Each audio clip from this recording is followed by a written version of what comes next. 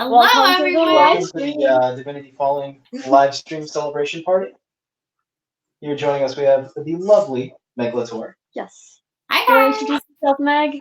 Of course, I'm Meg LaTorre from iWriterly. It's an Authortube channel. We talk about writing and books and stuff. And I'm a writer, and I formerly worked at a literary agency. And I'm so excited to celebrate the release of Divinity Falling with you guys. So thanks for having me. Yeah, Thank of you for course. joining Thank us. you for We're joining us. very excited to have you. All right. Let's see. How many people are in here right now? Currently got 9 people watching, so I'm sure people will Awesome. filter in after a little bit. It just went live right now on YouTube. There's a little bit of a delay on the Oh, stream. nice. Let me open it from my phone. All right, so I thought it would be pretty fun to start right off the bat with asking how you guys got started with writing. I thought it'd be a fun question to open with. Okay. You know, you're both pretty popular in the writing community. So what got you started? Do you want to go first, Meg? Nah, Nour, this is your big day. You get to answer tough questions first. So what got me started into writing? I don't know. I just I was reading books and I wanted to do what those authors did. I'm like, this is cool. I guess that's pretty much it. I just kind of got inspired by the books I read, and then I started writing, and it was terrible, but I kept going. What was that one book you wrote when you're like, I think, mid-teens? I was like 13. In My Heaven It Rains Tears. Yeah, it was very edgy. Such an edgy title. It wasn't even an edgy book, just the title. Like, the story was like in the 18th century, and it's just about like, I don't even remember what it was about. I like the heaven and hell theme. That seems to be consistent. Yes. What about you, Meg? Let's see. I think I was one of those weirdos, or maybe this is the normal thing for writers. I was like, I know I'm gonna be a writer. There was no like single moment. I just was like a little 8-year-old being like, when I'm all grown up, this is what I'm gonna do. So I don't think I ever knew it, but I don't think I embraced it as a career until like my second or last year of college, and I swapped majors. I was like, just kidding, I'm gonna do writing. What was your first major? I did nutrition. So I was really into science. Ooh. And I wanted to be a nutritionist. And then I realized that was not my gifting. And instead I wrote about science and nutrition. And yeah, so I swapped majors. That's awesome though. Yeah. Ooh, we've got some people. We got some people in the chat. Hey, Jenna's in the chat. Hello, Jenna. Oh, hello, everybody. Let's see who else is on here. Did you guys see Jenna's comment? At least she didn't write a poem about a girl with 3 nipples. That sounds poetic. That sounds oddly specific. That wouldn't happen to be like from experience, right? That sounds a little too specific. Maybe I should write one. All right. Just to make it happen. I think it'd be fun if we now started. I'm sorry, by the way, you were done, right? Oh yeah. I'm not okay. All right. I think it'd be fun right now if we started with the questions that people have sent in. Oh, should we explain how we're gonna do the? Yes. Yeah. Let's explain. Right. Okay. Yeah. So pretty much for the duration of this live stream, we're gonna have constant giveaways. In a few minutes, we're gonna announce the pre-sale giveaway winners. And then every 10 minutes, there's gonna be another giveaway winner, which will win either a signed paperback copy, a Divinity Falling sticker, a beautiful iWriterly sticker. And yeah. Oh yeah, let me. And they also in case you're wondering about the stickers, we've got stickers, bookmarks, all good things. Wait, where's the camera? And the way we're gonna do that, every 10 minutes, we're gonna have a small trivia question. It's gonna be fun. It's gonna be easy. And whoever guesses it right, first person to guess it right, will get a prize. I actually got this idea from Mandy Lynn. She did that in her live stream, and I think it was really cool. What? But Stipple had 3 nipples. I wrote that, and I'm not ashamed. I was just reading it and trying not to laugh while you guys were explaining. And Tucker says, it's such a pretty cover. Oh, thank you. Thank you all. Thank you, everyone. All right, so we're going to start with the first question, and it's, what is your best advice for teen writers with a busy schedule, especially if you're shy? And this is from Olive Lakewood on Discord. Okay. Meg, you want to go first this time? Sure. Best advice for teen writers. I would say look at where you're spending your free time. There's going to be all the things that you have to do because you have to do them. You have to go to school. You got to do your homework. So obviously prioritize school, sleep, all the things that you have to do. But then where do you spend your free time? If you spend 4 to 5 hours a night playing, I don't know what the station games are these games. Like, but, if you're doing video games and watching a lot of Netflix, then maybe that's not where you want to spend your free time. So for me, I like to get up early, and I always used to when I was a teenager. Before I started my day, I would write a little bit, or just bring a notebook with you. If you have 5 spare minutes between classes or between things, you can write some stuff down. But look at where you're spending your free time, and don't be afraid to use even 2-3 minutes free time to write some stuff. A very good tip. And I guess for the shy part, I guess the best thing you can do is, if you're shy about making other writer friends and just networking and just getting to know more author friends, then definitely try to join more online writer communities, because at least you don't have to have that interaction face to face, and you can slowly kind of get to talk. I guess that's the best advice for shyness. And because I know I was shy. The best thing to do if you're shy is, over time, just kind of don't worry too much about it. Just write for yourself first, and then slowly, as you mature as a writer, you'll get out of that shyness. It just kind of happens. I don't know how to explain it. It just kind of happens. Yeah. Good stuff. Yeah. To add to what Nour was saying about finding writing communities, look a lot for Facebook groups and Discord servers, because those seem to be where a lot of writers like to congregate. So those 2 platforms. Even Twitter. Twitter too, yeah. Yeah. But in my personal experience, it seems like Discord servers are super active, and you can always ask questions and stuff. And people in the writing community are generally pretty nice, so they'll be willing to help. Also, people are saying that the cover is great, and I'm glad. Trying to read comments there and here. Emma says, I love the cover.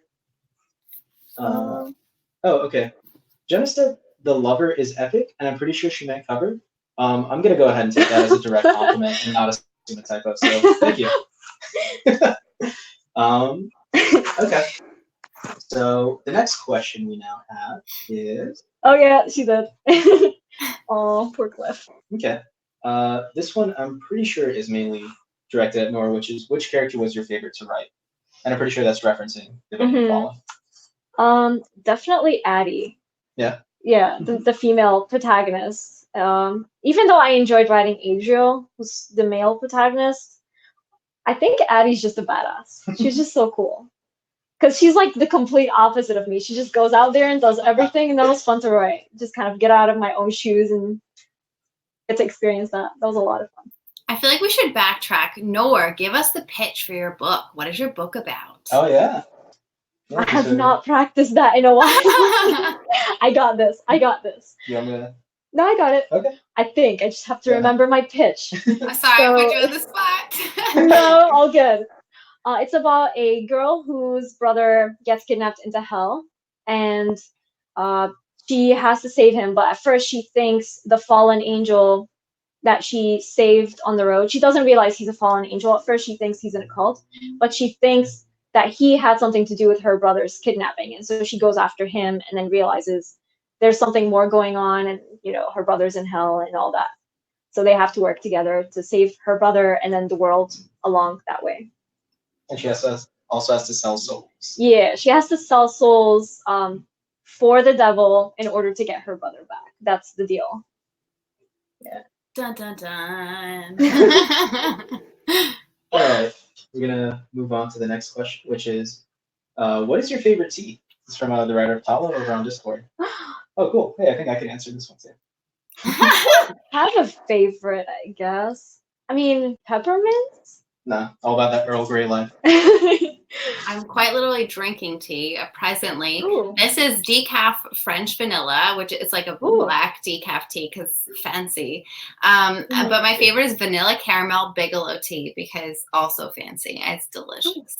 Sounds really good. Very Yeah, I don't nice. think I have a favorite. I like all kinds of teas, really. But I guess I drink peppermint more than anything. So Very I healthy. could be a favorite, I guess. All right, let's look at the comments real quick. Oh yeah, there's a good question that came in for by Heya. Oh, yeah. The question was a series.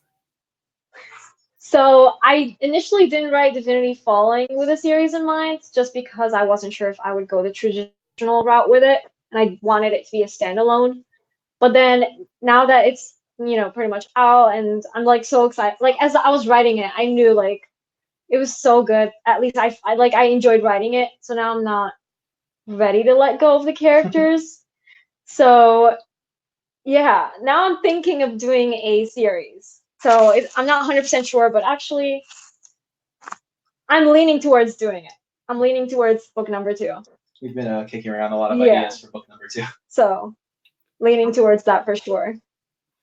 Are you writing anything else at the moment? Yes. So I'm writing a science fiction book. I haven't really like talked about it much yet, just because it's like still in the early stages. But I plan on finishing that and getting that published. Probably, if I do a Divinity Falling book number 2, I plan on finishing the science fiction and publishing that before Divinity Falling number 2. So we'll see how that goes, but that's the plan if I go that route. Very exciting. Yeah. What other questions do we have? There's so much going on, it's hard to keep track. All Did you right, guys want me to monitor the comments at all? If you can, sure. Sure, if you don't mind. There's just a lot going on here with putting up the banners and stuff. Yeah, you guys do the banners. I'll do comments. Tucker had a good question. Will you be doing any local signings or book tours? I'd love to meet you and get my my copy signed. So I'm not sure yet, but I definitely want to at least do one at like a local bookstore, because I live in Florida, so at least like Florida for now, maybe, because that's kind of easy to drive around and like locally and just do that. Elsewhere, I don't know, but that'd be cool down the road. Yeah. I saw one comment that I thought was really funny. It was, "Does the cover come free with the book?" Yeah. Where is that? Is that on here? Yeah, it was on. You're not gonna get a blank book. You don't have to pay extra for the cover. All right. So I was thinking if you want to take a small break from the questions and play a game. Oh, let's do it. Wait, when is our first trivia? Our first trivia is in 3 minutes. Okay. So, a fun game that I would like to propose is the Would You Rather. We got some over here. I just saw a comment from my friend Anna. Hey, Anna. All right, so we're gonna start with this one. Would you rather write on dirty notebooks or type on a laptop with some keys don't work? Both apply for the rest of your life. That's hard. That's a toughie. There's like This no is winners in mean. this situation. This question's mean. I would say dirty notebooks. Yeah. Let's say the notebook. Yeah, because at least you could write, whereas on the laptop you're going to be missing letters, and then you won't know what you typed. And you just pray autocorrect has your best interest at heart. All right, so it seems like you're both pretty decided on that one. I see a lot of people saying dirty notebooks too in the comments. Yeah, I mean, it's like you could write around the smudges, but man, a keyboard with missing keys is just terrible. It's funny because my R key doesn't work sometimes. Like it has a mind of its own, so sometimes it works. Sometimes I'll be typing and I end up missing my R letter. And I'm like, what happened there? And then sometimes I'll get 2 R's instead of the one. It's just like spasms out. I'm like, no. Oh, time to get that checked out. Oh, we got a good question that came in. Any advice for NaNoWriMo? Oh, yeah, I could just show that. Oh, that's cool. Nice. Yes. That's a good question. I haven't done NaNoWriMo per se. I've done my own version of it where I just kind of set my own goal. So I guess, trying to think. Just don't worry too much about the end goal. Just concentrate on the writing and just getting as much quality writing in there. Because I feel like even if you finish NaNoWriMo, but you're just writing filler, it won't end up good in the end, and you'll have to throw it out anyway. So just worry about writing a good story that you're passionate about, and don't worry about just meeting that word count limit in the end, if that makes sense. At least that's my take on it. What about you, Mike? I've never actually done NaNoWriMo because I feel like every time it comes around each year, I'm in the editing phase. So I'm never like trying to pump out words at that particular time. But I hear doing Preptober is a big thing, which is in the month of October, you actually prepare for NaNoWriMo, or Rimo, however you say it. So you actually don't just show up on November 1st and you're like, voila, I've done nothing. I'm going to write a book. So if you outline, if you don't outline, maybe do a little bit anyway, and maybe exercise your writing muscles. You know, actually write in the month of October, so you're kind of in a rhythm and routine. On a keyboard that works. Oh yes, keyboard that works. Or a clean notebook. Take your pick.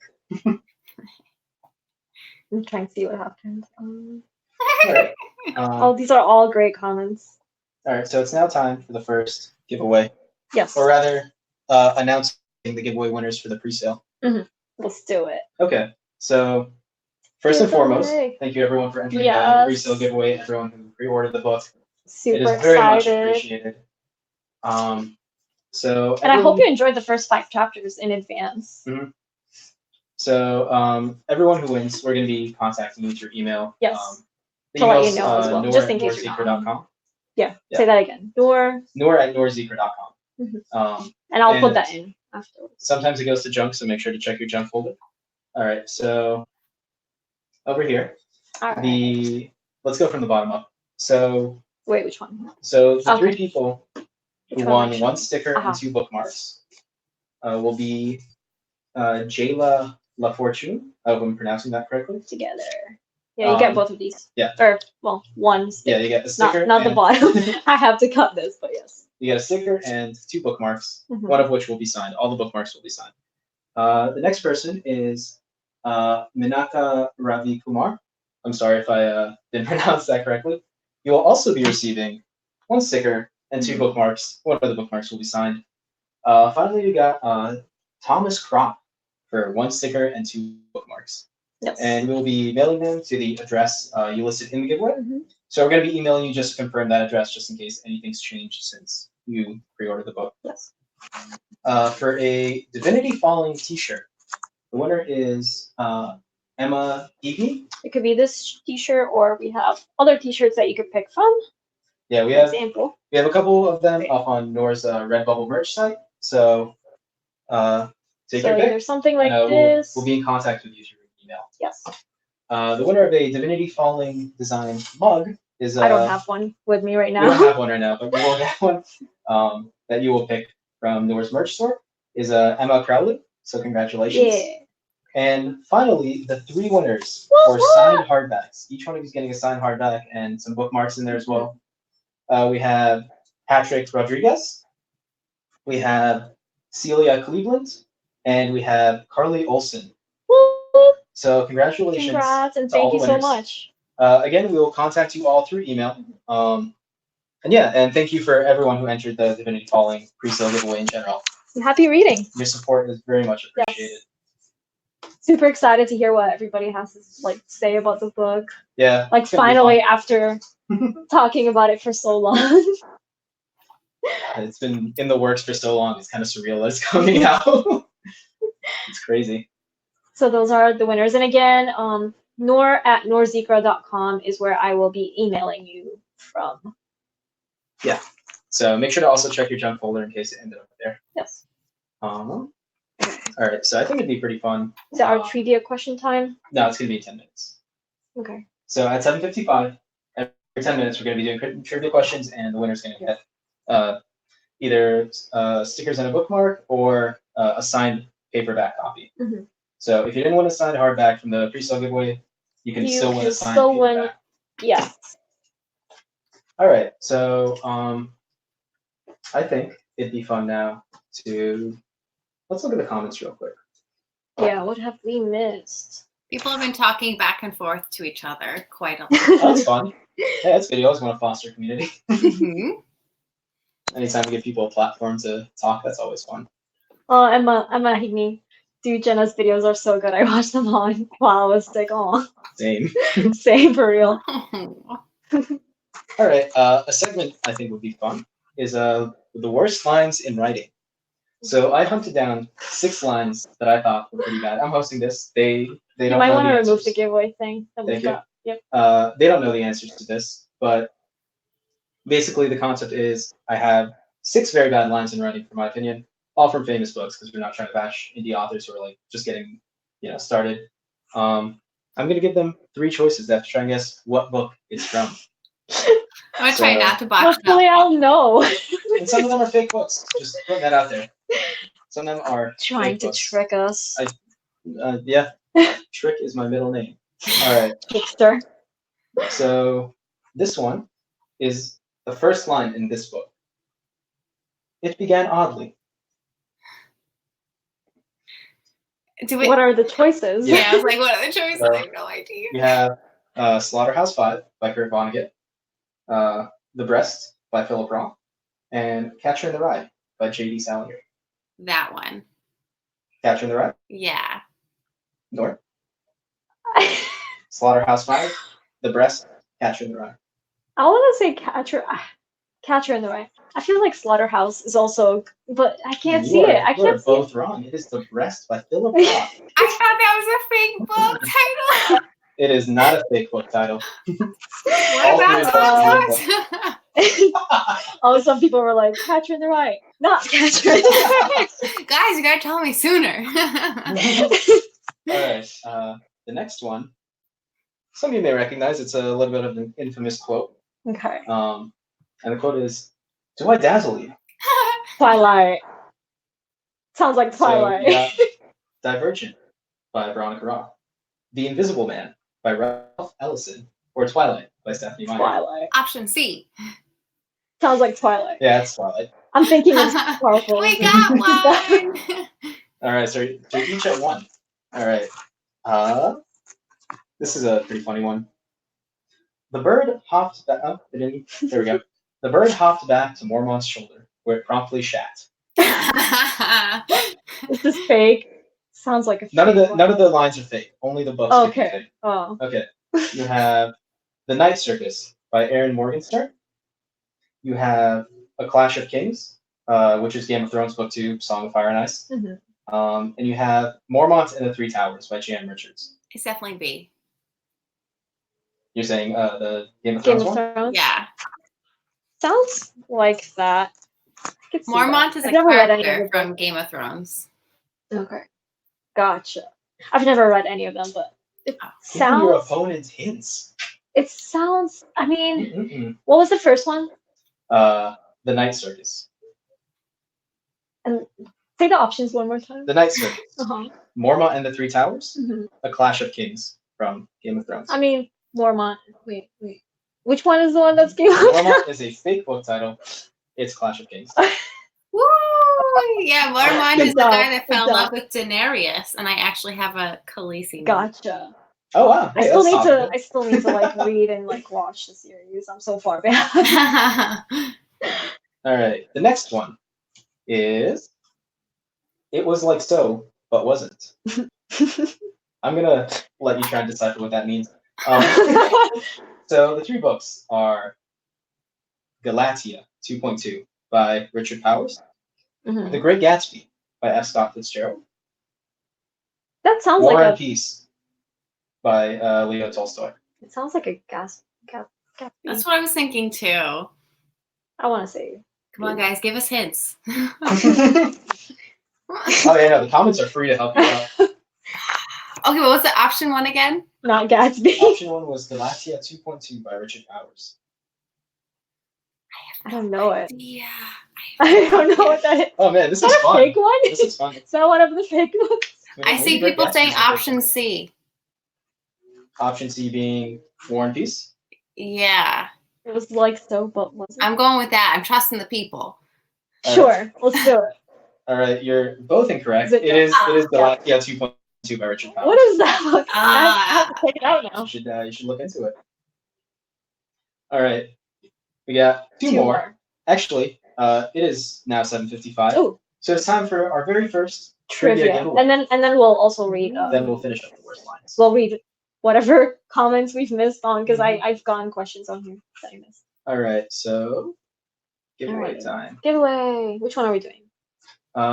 This first giveaway is going to be for a sticker and 2 bookmarks, one of which will be signed, the other one will not be signed in case you don't like Nour or her signature.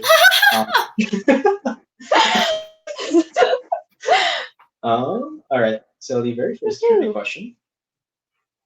Name a fictional book character who has superpowers. Okay. And we're going to Anyone? watch the comments here. It is on a slight delay, so Yeah. give them a second to filter in. Okay. Whoever answers it first, and there, I mean, I know there's a bunch of characters with superpowers. Just whoever's name the quickest one. on the draw.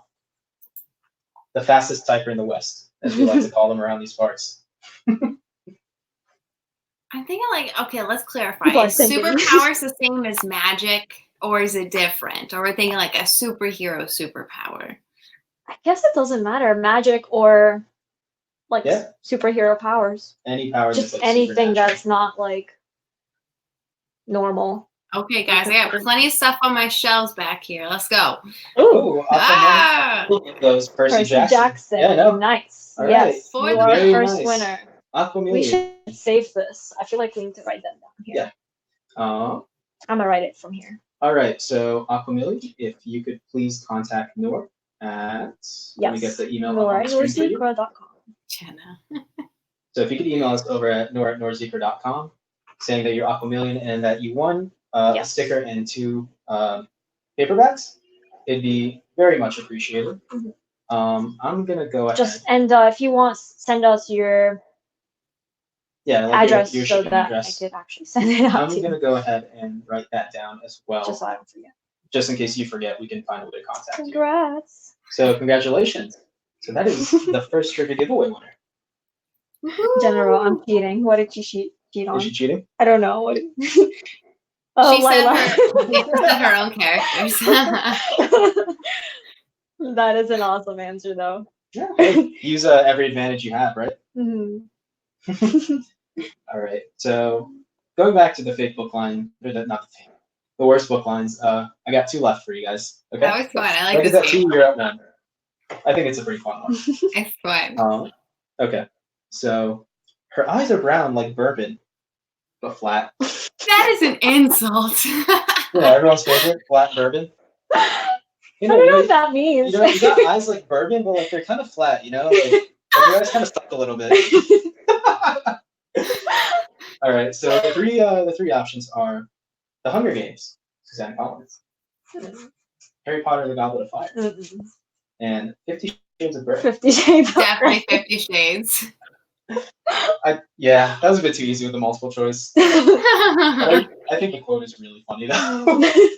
Just because I'm pretty sure it's meant to be like a compliment or seductive. But it just sounds like an insult. Like, your eyes are they're almost there, but they're not good enough to be bourbon. They're like bad bourbon. All right, people are like 50 Shades. Maybe you were at 2. All right, the final one. Okay. Mm-hmm. All right. I intend to put up with nothing that I can put down. I will let either one of you attempt to decipher that sentence. So the 3 options are The Giving Tree, The Complete Works of Edgar Allan Poe, and Memoir of a Fisherman by Raymond Sunder. I don't know. Well, okay, I know Edgar Allan Poe, but that can't be it. I feel like it's the first one. What was the first one? The first one I said was The Giving Tree by Shel Silverstein. Then there's The Complete Works of Edgar Allan Poe by Edgar Allan Poe. And A Memoir of a Fisherman by Raymond Sunder. I'm going with A or B. Nour, what are you thinking? I want to say the fisherman one. Okay, the C, is that C? A Memoir of a Fisherman by Raymond Sunder. Yeah, I want to. Okay. Yeah. So you say that one. I'll go with You're A. going with Giving Tree, or you're going with A being The Giving Tree? Yeah. Okay, that was from The Complete Works of Edgar Allan Poe. No! The Giving Tree is a children's book. A Memoir of a Fisherman is a completely made-up title. That author does not exist. Okay, I need to look up what that line means now. What does that mean? All right, so Meg is the final winner at a 3-2. Woo! Congratulations. Thank you. I hope you enjoyed that little game. I thought it would be pretty fun. That was so fun. That was so Oh, fun. Tucker knew it. Tucker said Poe. Oh, nice. Yeah, good job, Tucker. Nice. All right. Let's look at the Should chat we? first. Yeah, let's go back. See what we missed because a lot has happened. If we've missed any questions, I guess rewrite them because a lot has happened. It's hard to keep track. Stop on the dot says, that's really funny. Don't insult Harry Potter or Hunger Games when I lump them in with a 50 Shades. Oh, that's funny. Oh, there's something going on about libraries. Yes, you guys can request Divinity Falling at your local library, which means you don't have to pay anything, but I still get some sale, and then they'll stock it in the library. So win-win for everybody. And they can read it for free. And then it's in circulation for everyone else Yeah. in the library. So libraries are always a great choice. I love libraries. So go for it if that's, your Just preferred go. way. Talk to your local library, request to be like, hey, you don't have this in your system, I want to read this. Yeah, Could you for sure. get a copy? And if you prefer ebooks, most libraries also have they can send you an ebook version as well. So that's like your preferred method of reading. All right. Let's see what other. Oh, Silverstar16 asks if Divinity Falling is a standalone or the start of a series. We're talking about this earlier. Yeah. Currently a standalone. With Nour potential has, for being a series, and I'm leaning closer toward it being a series. It will probably happen, unless something like I start writing it and it just doesn't work out. But for the most part, I think it will happen as a series. All right. I think it'd be a good time to. Any other questions though? There's a lot. There was one much farther up by Ender Girl. It says, will Divinity Falling be in bookstores like Barnes & Noble? I'm hoping I'll be able to get one with my mom. Yes, it should be in most Barnes & Noble. It's already online at Barnes & Noble. If they don't have it on their shelves, you could actually ask them to ship it to their store for like free shipping to you. You don't pay for shipping. They just bring it to the store and you could just go ahead and like pick it up for free. So that you could always do that. Yeah, and it should also be, funny enough, I noticed it's on Target. Yeah, Target. Like on their online store. Yeah. That's so I don't know. cool. No, I don't know if it's in their actual on their actual shelves. I think it's currently just online. I'm going probably tomorrow. just online. I will report back. I have to know. Yeah, if you Google Divinity Falling, it like shows Target on there, and I'm like, if she okay. doesn't find it, it's your fault. Yeah. Yeah. Someone was was asking about the audiobook. No audiobook yet, but we'll see how it goes. We would certainly love to do Yes. we could find a good narrator if the book generates enough interest to warrant pursuing an audiobook. As of right now, we're just kind of seeing how it goes. I'm personally a very avid fan of audiobooks. Yeah, I love audiobooks all the time, so I'd be very happy. Yeah, you listen more than I do. I'd be very happy to be an audiobook for it. I'm clearing out some of the questions that we've already answered. Should we do the 4 questions? Should we do a trailer if anyone's interested in watching the trailer with us? Yeah, sure. Like the animated trailer we did a while back. Okay, let us know in the comments. Are you for watching the trailer live or no? Yeah, so we thought it'd be fun to show the trailer, watch it live with all of us. It'd be fun. I think it'd be fun. We could talk about how we made it for like just a couple minutes. We don't want to bore you too much with the technical stuff. Ooh. Wow, okay. Yes, I think this thing updates on like... It takes a while to update. Yeah, okay. Just like 10 yeses came through. Woo! Okay. Well, it sounds like we're going to do a trailer then. Okay, let's add it to the stream. All right. Let's see. Is this with sound? We were trying to play around with sound. This should be with sound. If you can't hear it, please let us know, but it should be with sound. I saw him. I thought he was in a cult. His half naked body, YouTube, please. his tattered shroud, his bleeding. Oh no! And those fully loaded too. Scars on his. It's having a hard time with the live stream. All screamed, "Don't stop your car! This is trouble." When I saw her, should we restart that? I knew I had. No, I think StreamYard trying to share my thing my is a lot for my little laptop. This fierce strange Because with it's the fully ability loaded. to compel souls was my only beacon of light. Did you restart it? Her closed-off facade No, I don't think screamed so. I don't think that's gonna solve the issue. fighter, and the knife in her hand told me Okay, to sound be working. cautious. Too bad I didn't know the truth about him. her. When my brother got kidnapped, my first I'm thought sorry, was that guys. he I don't know did if it. it's He had taken the cutting out for you. Sorry, Nick. person I still need to think about. Oh, that's funny. Yeah, it's the remix. Face to face with the devil himself, I realized there was something more sinister going on. I held my hands firm, not wanting to take the disgusting A Divinity blood Falling chalice. movie? Oh, that'd be pretty cool. What do you expect me to do with that? I said. What's a movie version? Drink it. And if I don't, he grinned.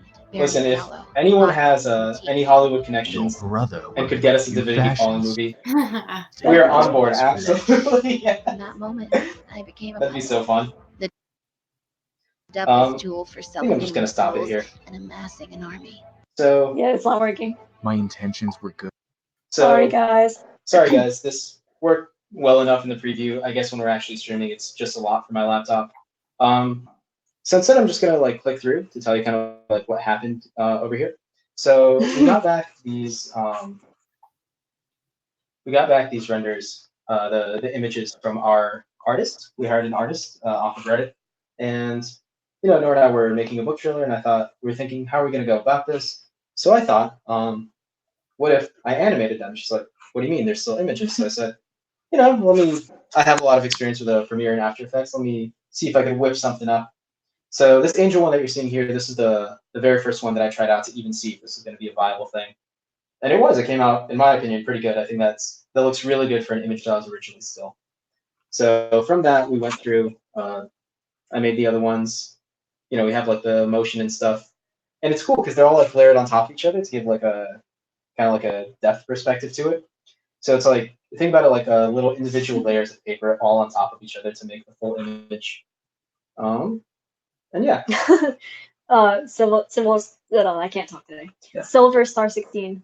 If I get my own damn book finished, I'm hiring you for the book trailer. Thank you. No, oh my god, it was so much. We should work, go back though. to the. Yeah, I'm gonna go ahead and close out of the trailer for now. Okay, we're back. Yeah. I can And we're see back you. full screen. See each other. No, so the trailer took basically from May 1st to about like June 30th To finish. to It edit was a and lot. finish and all that. About 2 or 3 hours every night. So it was about 100 plus hours of work on my end, understanding everything. Because I've never animated still images like that in After Effects. I've done a lot of other stuff in After Effects, but yeah, it was a lot of work. Totally worth it. And then finding like the voice actors and getting the music and all that. But I think it was worth it. If anyone want to hire Michael. Nope, not me. I've had my Ooh, fill. really quick. Carly Olsen and Emma Crawley, you guys came in late, but you guys have won some pre-sale giveaway stuff. What did they win? Yeah. So Emma Crowley won a Divinity Falling mug, and Carly Olsen won one of the signed hardbacks. Oh, yes. So I will email you, letting you know all the details. Yeah, and then you could give us like your shipping info. Well, we have the shipping, but you're right. yeah. We'll confirm the shipping Confirm the information. shipping.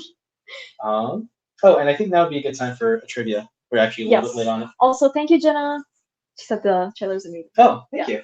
Thank you, everybody. So, yeah, I was so happy that the trailer was like so well received. People seem to really like it.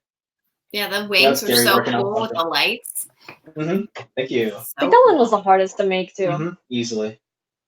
Okay, so for Trivia? the trivia questions, Yes. this next one again, someone's gonna win a sticker and 2 bookmarks. One of them signed, one of them not. So this one is going to be. What's the question? This is a fun one. Okay, you guys ready?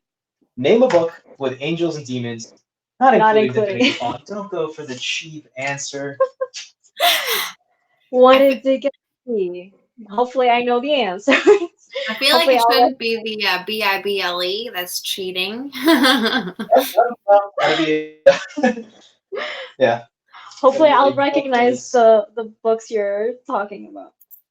Yeah. Good So Omens. let's see. Ooh. Mortal Instruments. Yeah. I Oh, Good Omens. Does that Is that a have- book? I'm gonna Oh, you look it did up. see Good Omens. Yeah, you're right. That was Is it a book? first. Is it a book? Good It Omens. Is it? Good Omens, I think it It was a book, is. and it was Ooh. turned into the show. Yeah, you're right. Nice. All All right. right. Emma, you so win. Emma Crowley, you have won a sticker and a bookmark. Yes. If I forget, do remind me in the email. However, I will also write down your name. Yeah. But do remind me when I email you.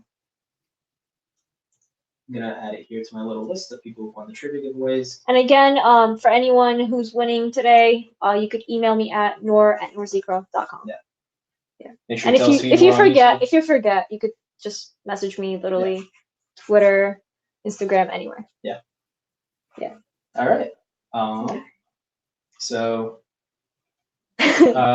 Meg, would you like to keep answering questions, or would you like to do a would you rather?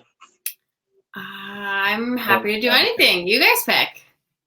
Let's do one would you rather question. And then go back to answering questions? Yeah. Okay. All right.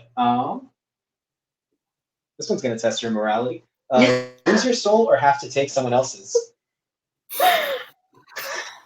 Isn't that if I say take someone else's? I feel like what are the Survival. stakes here? You know, like why would I have to choose one or the other unless like I had to accomplish a certain task, you know? And I feel like that task would determine my decision. But if there's like one or the other, I guess I would lose my soul. But if it was like fighting to like keep my son alive or my husband, sorry, I'm taking somebody's soul. No offense. Exactly. Yeah. Survival. I think I'd probably rather lose my soul. I don't think I have it in it. I don't think I have it in me to kill someone. I mean, okay, if you put it that way, if you're physically like killing the person, oh yeah. I wouldn't be able to do it. I think I'd still rather lose my soul either way. I don't want. But if it's like you just snap and like you're good and somebody else isn't, you don't get to meet. Oh, that's kind of like a bad experiment right You have there. to personally know the person. That's a bad You gotta look experiment. them in Let's the not eye. go there. You're right. This is dark. I feel like I've been reading a lot of like succubus books recently, and they steal your soul through a kiss. So it's much less violent. Yeah, not the worst way to go. Yeah, not the worst way. Yeah. Unless it's like a kiss against your will. All right, so I'm gonna go into a question. What is your personal writing process? And this question for both of you. This comes from the Keeper of Tales over on Discord. Do you want me to go first? Yeah, you go first this time. Okay. So personal writing process. It's kind of my writing process is weird. I have to force myself to sit down and actually write, even if I'm bored, because a lot of times I'm like, oh, do I have to? And then I sit down. And at first I'm like, oh, what do I do? Like, I don't know how to, like at first, when you first sit down, you just look at the text, you're like, I don't even know where to start. And as you get into it, it gets easier. And then I get so obsessed with the writing that I don't want to actually leave the desk. So that is my writing process. I don't really have much to it. I just have to force myself to actually sit. That's mainly the key there. Just force myself to sit at the writing desk and just get writing going. I mean, do you plan your stuff out in advance, or are you? Yeah, I do. I do outline, but lately I outline a little bit, and then I just kind of go with the flow for the rest. Like I'll put like a general outline, and then I'll change it as I'm actually writing, because I'm still trying to figure out my story. It's like in that early stage, so that's kind of been the process with this one. But usually I do outline a lot. Okay. Yeah. Martin Marquez says, I have to head out, peeps. Have a wonderful day. Congrats. Thank you for Thank joining you. us. Sweet. Yeah. All right. Let's see. Personal writing process. I am a hardcore outliner. So I write a plot outline and then I write a chapter by chapter outline. So then when I actually sit down, it's just about writing the thing. There's some discovery, but for the most part, I know what's going to happen. So I will plunk myself in my desk, usually at 5 a.m., and I will write until my son wakes up. That's a pretty good process. Yeah. Very early. But that's a good process. Yeah. Yeah. Well, my son requires mommy's attention for the rest of the hour, so that's the only time. You can't just tell him to like, oh, don't worry about it.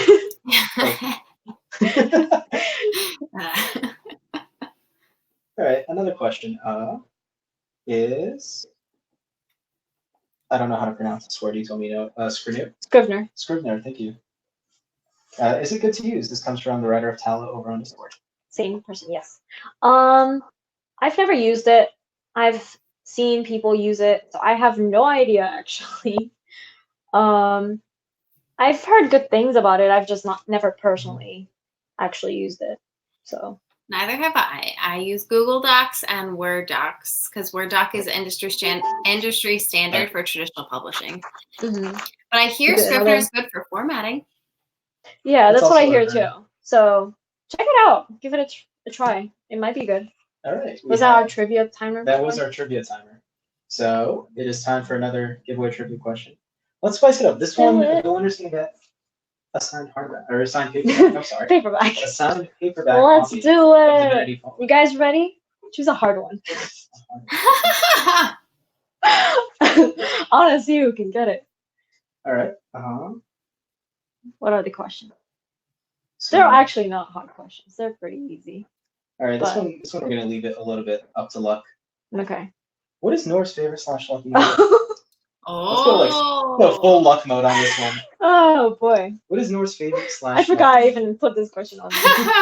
Do we get hints? It's like under the number 20 or is it Okay. I don't know, less than 50? Between like 1 and 10. 1 million. Okay. 1 and 10. 1 billion. Oh, come on, it's not that big of a pool to choose. 1 and 10. Between 1 and 10. All right. A couple of Still 4s, 8s. I'll just hard stipulation. Right 5. Correct. Yeah.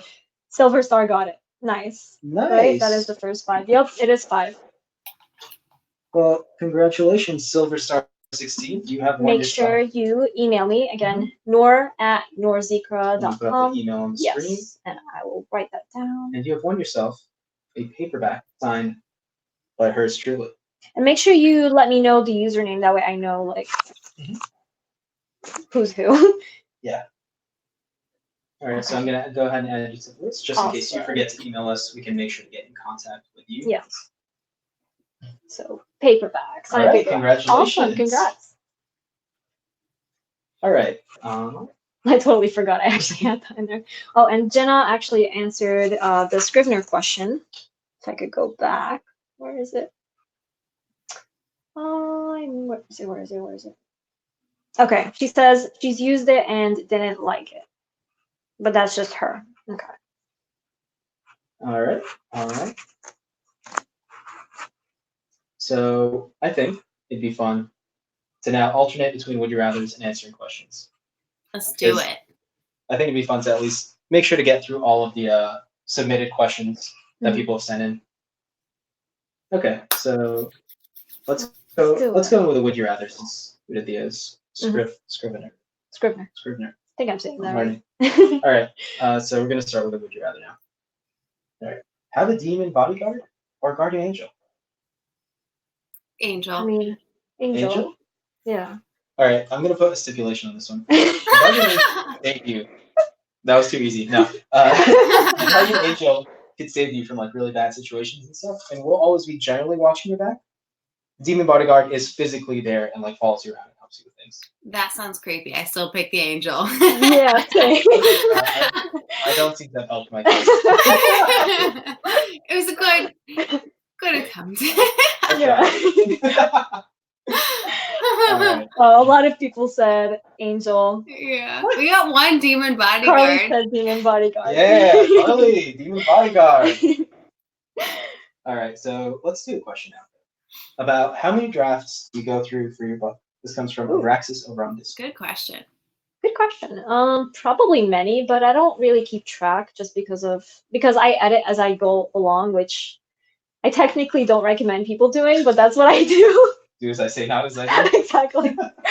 I want to say at least 2, but then I edit 50 times. I've read at least like 10 drafts.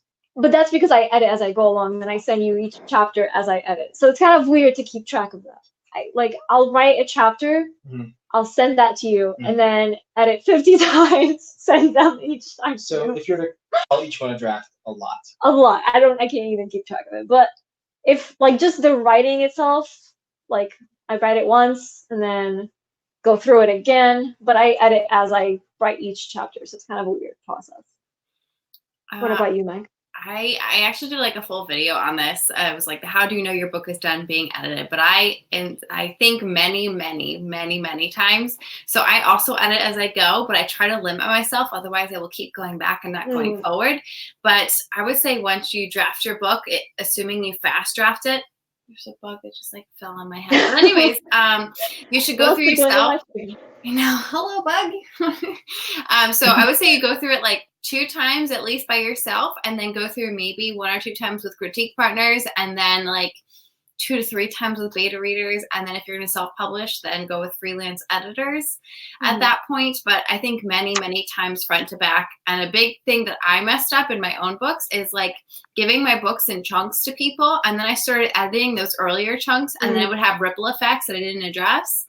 And then no one saw the book front to back. And then I didn't wait and then edit the book front to back. I had a lot of like mishmashy pieces. So anyways, I recommend many times, but be mindful that maybe you want them to see the full picture.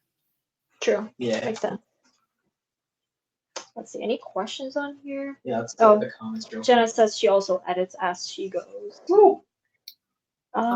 Did you see the comment from Tucker?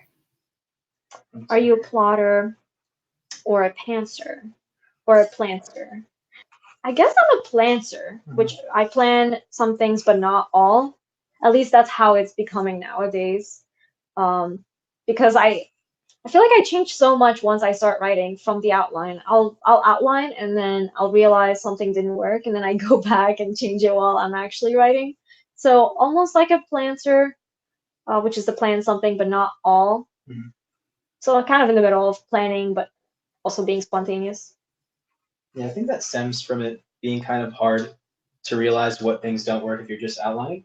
I feel like if you have just outlined like plot point, it's really easy to see a story go, okay, it goes here. And then when you're actually writing it, you're like, okay, how can I like logically get to the next plot point? Which is, I know, something she's been struggling with her current book. At least, yeah, just this one. I used to be more a plotter where I write in detail, like a detailed outline and go from there. But now I don't know why, like it's just being hard with this book. What about you, Meg? I started out as a pantser for my very first ever book. It did not work for me. It was like 200,000 words. So because I'm a long-winded writer, I have to do that very rigid structure of chapter by chapter outlines. But I think all writers have to discover something in the process. So I write like detailed plot point notes, but I will discover things about the characters as I write. So I would say I'm definitely an architect. Good answer. Very good answer. That's fun. Any other questions on here? All right. Let's see anything. So I have to change the font to white, so I actually write more than a paragraph a day. I know, I was reading that too. That's awesome. All right. So a question that we received from Discord: how do you pick a scene as well as the next scene to transition to? From Killer Sense of Humor over on Discord. How do you pick a scene as well as the next scene? And I think this kind of ties into how we were saying, like if you have a major plot point, how do you think about the scene that'll happen and how to link to the next one, like in a logical sense that the characters would probably actually take those actions? That's a tough one. I guess just I would think I would think of them as actual people. I don't think of my characters as like characters. I think of them as, you know, people like me, and then what would they do in real life? Like what would a regular person actually think, and how would they react naturally towards something? And then I would just go from there, because a lot of times thinking of a transition, you don't want it to sound like a transition. You just want it to seem like natural, like this is what would actually happen. I don't know if I answered that question. That's a tough question. I think so. Yeah. It's a really tough question. And I think it's going to be different for every writer. So like if you're a hardcore planner, you might detail the scenes and like which one's next. And so you kind of know the next one to transition into. But if you're just writing like as like a pantser and figuring it as you go, you might write a lot of scenes that are unnecessary, and then you just pull them out and then push the pieces that actually need to be in the book together afterwards. So it really all depends. Very true. Exactly. All right. I think it is time for another trivia question. Trivia? Let's do So it. this one now is, let's do an iWriterly sticker for this one. Oh, yes. Meg is donating a book nerd. How does it go? Was it just book nerds? Yeah. Yeah, I was a book nerd sticker. Book nerd sticker. It's really cool. I wish I had one just to show, but yeah. Oh, sorry, guys. No problem. I'll show you guys what it looks like in the email. I'll send you a picture so you have an idea. All right. So let's go with this one's kind of an easy one. This one's more of a quick on the draw if you've been following the book. How many main characters are in Divinity Falling? Also, a quick stipulation: if you have already won one of these giveaways, you cannot double up. Okay. We want as many That's people fair. to try and get prizes. Do we get it? All right. Oh, yes. Minaka said 2. Nice. That is correct.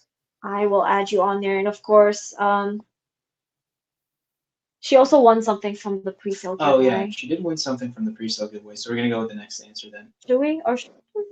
Oh, yeah. Well, you actually did win the... Yeah. You already won the same So I'm thing not you going to won. do it here, but you won a sticker and 2 bookmarks. One of them will be Yeah, you signed already from won that. Nour's, pre-sale giveaway. So So the it's next going to be person Tucker. is Tucker. Nice. Nice.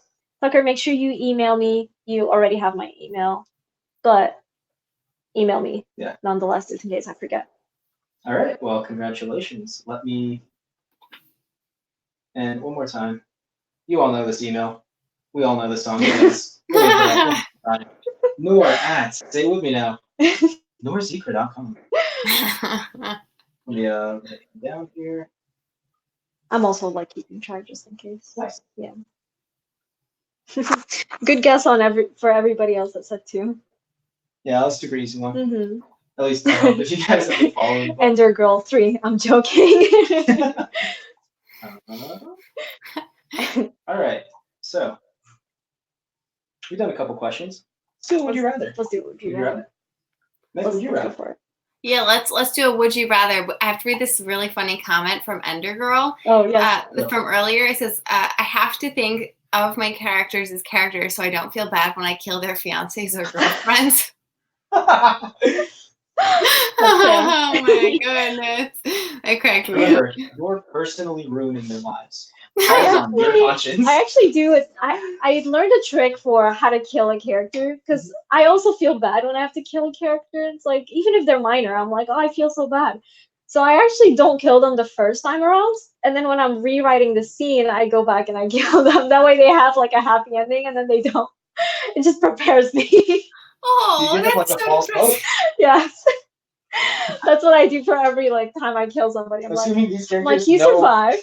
Okay, now you did it. everything that happens to them, you've given them this false hope. It just makes me feel better. All right, so this one's pretty fun here. Would you rather wait 5 years, count them 1, 2, 3, 4, 5, for the final book in a series you love, or get it now? You have to read every spoiler before reading it. Spoiler. What really? Okay. I like spoilers. I do like spoilers too. Hey! I'm weird. I Wow. I do this thing where I skip to the last page of a book and I'll read. I'm like, are they still alive? Okay. Yes. So I do that. A lot of people make It's not fun of just that. me. I do that too. So I would take the spoiler, I guess. Yeah. I would like to unhelp you on your channel.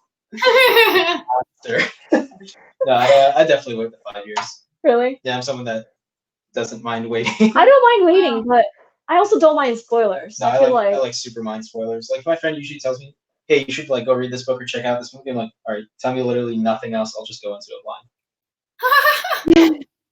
No, I don't mind spoilers. I feel like I enjoy them more. No, you're fine. I enjoy the book more when I know the spoiler. I'm like, okay, they're gonna survive or they're gonna die, but I get to enjoy the journey. Right.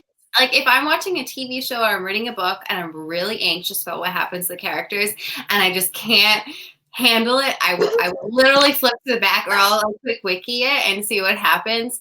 But Michael, I think you said you read Game of Thrones and those things take like 5 to 10 to 20 years between books. So I feel like you're used to waiting. So maybe that's that. Actually, going back to this topic, I actually did that to myself once where I opened the last page and I found out who dies, and then I couldn't read the book for like weeks. And I felt so bad. I'm like, no, my favorite character dies. Getting invested in the dead characters. Do you ever I have to put it aside. I was gonna say, do you ever have to stop, read a happy book, and then go back to the book that broke your heart? I do that all the time. Yes. Yes. No. You're like, No, I like the pain. I just relish in bad feelings. So I saw a really funny comment here. I love ruining people's lives and crushing their dreams. Lol, I swear I'm not crazy. Okay, that's a lot. That's a pretty fun one. All right. So when those guys went around spoiling Harry Potter, you are just like, heck yeah. All right. I think we should go to another question. Could there be a book series in your future? I feel like we've already answered this one at this point. Yeah. All right. Yes. So The answer is yes. Yeah. There could be. All right. The next one. I don't know who sent this one in. Someone named Michael, maybe? He sent it to my Instagram story. Oh. So which step was the hardest in the publishing process for you between writing, editing, cover designers, etc.? Definitely From the start to writing. finish. Writing? Definitely the writing. Just making the book the way I want it, the way I envision it. That's definitely the hardest process. I feel like once you send it to the editor, at least for me, once I sent it to my editor, I felt, whew, somebody else can like deal with it now, and I get the feedback. Cover design was also pretty smooth. You know, just like let them handle that side. They're the professionals. They know what they're doing, and then you just tell them yes, no, fix that, and it's done. So I feel like those were easier for me, at least. But the writing, that's the challenge. Mhm. What about you, Mike? I know you haven't gone through all that yet. You're still like, Yeah, you I'm know. actually in the process of hiring my editors. So Ooh. that's a little terrifying. But I would say in the past, because for those of you who don't know, I don't have any published books yet. But I would say drafting is the most difficult part, draft one, because even though I outline the schnockers out of my story, I just still drag my feet because the unknown is a little terrifying. And I'd like to the structure of editing and pulling things apart and mashing them back together. That's very enjoyable to me. So I would say the writing is probably the hardest part too. But I'm very nervous for the cover designer part. Really?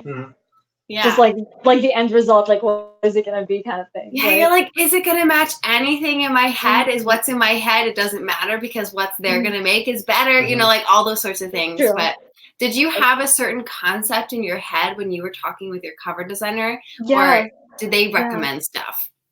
So I had a concept, but I also wanted them to recommend stuff because I also didn't, I had my concept like a year before I actually gave the concept to my cover designer. So I wasn't sure at that point when I gave it to them, I wasn't sure if it's still good. Like, I'm kind of getting bored of it, but I did give it to them just to have.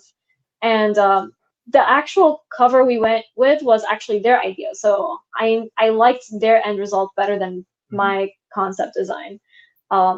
I think my concept design was good, but I feel like it was too minimalistic, and this one just kind of pops more. So, yeah. Here, we'll hold it up while we're talking about Yes. it. I think we're pretty happy with the final product. Yes, I'm happy with gorgeous. It's gorgeous. Thank you. In case anyone is wondering, the cover designers that we got were 8 little pages. Yes, they do such big amazing recommend. work. Such amazing work. Yeah, so if anyone in the chat's wondering, that's who we got. 100% would recommend. And I actually, Jenna was the one that talked about them first, and that's why I like fell in love with them and like researched them, and so it's all for her. Like I wouldn't even have known about them if it wasn't for her. So like, super thankful by that recommendation. This huge portfolio of just beautiful covers. So someone, ooh, we gotta do that. Like not just covers, like interior formatting is gorgeous. Really nice. Let's take a look at the comments real quick. So pretty. Emma says, I'm bye, having Tucker. so much fun. I'm glad. I don't know if you left. Oh, yeah, Tucker says bye. Goodbye, Tucker. Thanks for joining us. Ooh, yes. Ooh, nice. Jenna says, TSS is going through 8 little pages too. Very nice. Super excited for that. I feel like there's a lot of author-tubers working with 8 little pages. Yeah, they're just. What do you want me to say? Yeah, they're nice. They're a nice, like duo team. I think they're husband and wife, Claire and Lucas, if I'm not wrong. Yeah, so they're a pretty good team. Like they do fabulous work, and their prices are really good too. I think that's like a big reason why a lot of author-tubers like them as well. Yeah, they do great work, reasonable prices. Yeah. So big recommend. Mhm. All right, I think we should answer another question. I keep on thinking my writing is terrible. Any advice on how to get past this? And this comes from Austin Anna 2409 on Instagram. So dealing with like self-doubt as a writer. Yeah. I feel like all of us feel that way at times. I mean, I still do, even though I've been writing for like a decade. Oh, After trivia this- timer. After this question, After we'll this, do yeah. trivia. Yeah, so I've been writing for like over a decade, and I still feel like I suck sometimes when I'm writing. It happens. Every writer gets that way, especially with the first draft when you're like still figuring out what's going on, and you're like, is this good? Is this not? But I think that's mainly the inner critic doing the talking and telling you you need to fix it. So I usually just ignore that inner critic and write anyway, because you know, a story can be fixed later, you can edit it, but if you don't even write the story, then you don't have a story. So it's better to just have a bad story that you can later make better than to have nothing at all. So just write it, don't worry about it, and then you can make it better later. That's my advice. Yeah. Don't forget, guys. Don't forget, the first draft is just you telling yourself the story. That's a famous quote by Terry Pratchett. First drafts are supposed to stink. I did a whole video about this on iWriterly, but basically, like, you're just word vomiting the story on the page. You're telling it to yourself. It's not in the tip-top shape for readers. So the subsequent drafts are to make it a good piece of writing. And also keep in mind that a lot of times, especially if you're book writers, your first books are going to stink. They're supposed to stink because you're learning how to write a book, because there's only one way to learn how to write it is to write the books. So that just keep writing, and eventually you will hone and learn your craft and write something fantastic. Absolutely, for sure. Like, that's the best way to go about it. It doesn't help to just go, I suck, I'm not gonna write. Yeah. Push past that self-doubt. No one started good. Every single writer you could think of, Stephen King, J.K. Rowling, had that feeling. Just push past thing, right? Let's see, any comments? Let's see.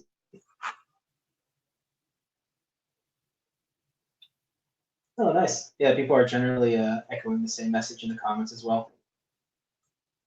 Also, everyone struggles with imposter syndrome. Everyone. I've been writing books for 10 years. I worked at an agency for several years, and I still feel like a fraud. So, guys, everyone goes through it. Exactly. I agree. All right. Before we forget, we have a trivia to do. And the winner will get another one sticker, 2 bookmarks. One of them signed. Yes. One of the bookmarks signed. All right. In case you don't like my signature, and then you could have one that's not signed. I like how you're specifying one signed, one unsigned. That's just in case they want it like because unmarked. When I was thinking about how we're going to do it, I'm like I want to sign something, but I also don't want them to have a bookmark and they're like, oh, what is this ugly signature? No, they're gonna love it. So I'm like, I'll do one signed, one not signed. And they can choose. All right. So, what magic land did C.S. Lewis write about? Anyone? Whoever is the quickest on the draw with this one. You guys are so nice on some of these questions, in my opinion. We don't want them to be too hard, you know? I hear there's a certain new movie coming out soon. I hope it's true. That'd be fun. There have been rumblings. There have been Narnia, rumors. we got a winner. Jenna. It was Sarah Frayne. All right. Yes. So you are the winner of a Divinity Falling sticker and 2 bookmarks. Yes. So let me make sure. He already won something, so let me make sure it's not the same thing. What do we have? You guys in the comments are cracking me up. Okay, all good. You won a signed hardback and the sticker and bookmark. That's the signed hardback is from the pre-sale giveaway. Yeah. Awesome. All right. So cool. Yeah, let's save that. Okay. All right. Well, congratulations. Awesome. Congrats. let us go ahead. Throw this Wait. magical email on She one more Jenna put Neverland. I'm kidding. time. So, hit us up. You know where to find us. Zikra.com. I feel like people are sick of my email at this point. Yeah. So let us know that you won, and we can confirm send it. Yes. All right. Let's do a would you rather. We've answered a couple questions in a row. All right. Would you rather be a main character who dies in the end, or a side character that lives? Life. Life? Okay. Okay, is it in real life? Yeah, no. Or are we actual characters? No, in no, the no, no, book? no. Real life. You will Oh. die. Depends on how I die. Like, do I die for a cause? Fiery. Does it make Horrible. a difference in the world? Limb from limb. Then probably no. Well, it depends again. Like, do I make a difference? Am I a legend after I die? Yeah, no, you will make a difference, but you'll die. Then yes. Okay. I think I'd also probably be a character that dies in the end. Yeah. It'd be more fun. What about you? More eventful. I have a bad case of self-preservation. I would like to live. That little thing. Why do you keep stressing this life thing so much?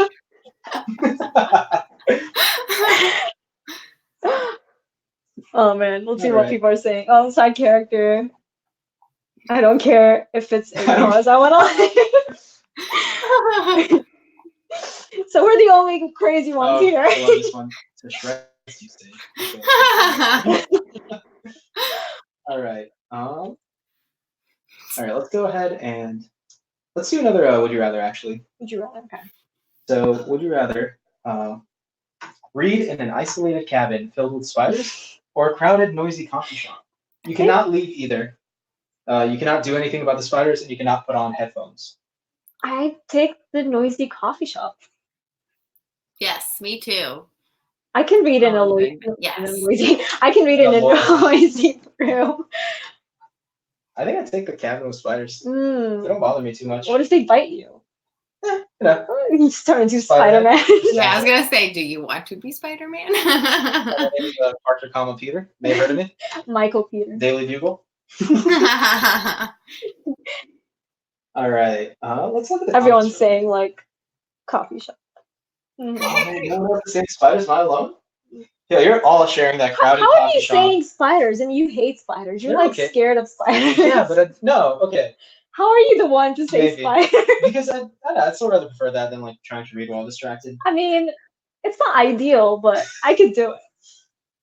All right. So let's go with another. Would you rather? Oh, this one's pretty easy. Would you rather have a friend lose your books constantly, or constantly dog ear them? Dog ear being flipping the page and then closing it instead of like using a proper bookmark, like a monster. That is definitely monster status.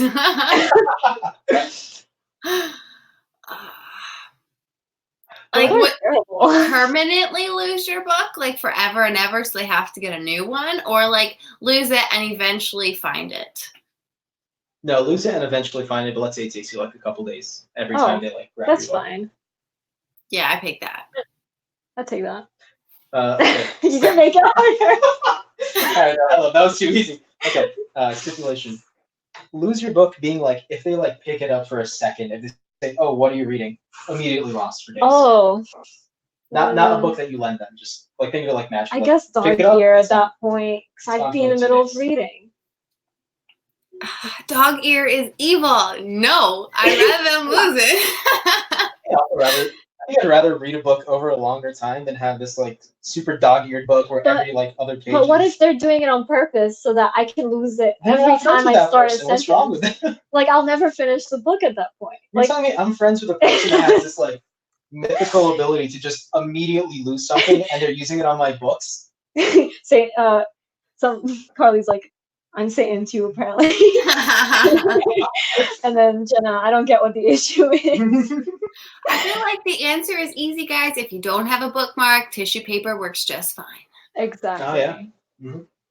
Just don't use like food as a bookmark because apparently people have been doing that. If you're chewing gum, just put No, it in. no. Yeah, just press the gum Don't do really that. in between. Mm-mm. Yeah. Don't do that. No? All right. we got a it's question time here. for another trivia. we did get a question on here. Okay. Fight the bad guy or join him and rule the world / galaxy? Ooh, I like that a lot. Fight the bad guy. Fight the bad guy, probably. I feel guilty about ruling the world. I don't care about ruling the world. I just want to be part of like the greater good cause. Like, I'm not an anti-hero. I feel like it depends on the bad guy, because if it's like a morally great character and they're just fighting for what they think is best and it just so happens to be the opposing side of you, then I might join the bad guy and rule the galaxy. But if they're evil, then no. Yeah. Yeah. I like that. Good answer. One little extra facet to that question. All right. Trivia? Trivia Speaking time. of a word you mentioned, Nour said the keyword anti-hero. So we're going to go ahead and say, name an anti-hero protagonist. And you can win these. This one's hard because I don't even know that many. For this one. Yes. So Actually, this yes. one will be an Let's do an iWriterly iWriterly book nerd sticker. That's better. All right. So an anti-hero protagonist, first on the draw. It's funny because I know more book anti-hero characters than movie than books. But Jared Banks goes Red Hood. Yeah. Is he? Pretty sure. Is he? I want to say. Oh, he is. Technically, yeah, he is. He is. Isn't that like Robin Hood? Is that what I it believe is? so. Let me look it up. I believe that's what it is. Yeah. Yeah, no, I know who this is. Yes. All right, Yep. All right. You win. So, Awesome, Jared. Jared Banks, you are getting an iWriterly sticker. Yes. Again, courtesy of the very gracious. Who was the other person that won the sticker, by the way? The iWriterly sticker? Did you put that The other down? person that won the iWriterly sticker was Tucker. Okay, just to make sure. Yeah. Jared Banks, iWriterly sticker. All right. And Jared, if you wouldn't mind emailing us over at nour@zikra.com. Running joke of the night. nour@zikra.com. Let us know who you were and that you won, and we'll talk more to get things like your shipping info and all that. And congrats. Congratulations, and thank you very much. And thanks to Meg for the awesome stickers. Of course. Thank you guys for hosting and having books in the world. Yeah. Thank you. Thank you. All right. Let's do another Would You Rather, and then we'll jump back to questions for a little bit. All right. Jump inside a book whenever you want. Any book, any fantasy book. Or be able to write a book in a day. That's tough. That's so easy for me. Did you guys ever read Inkheart? No.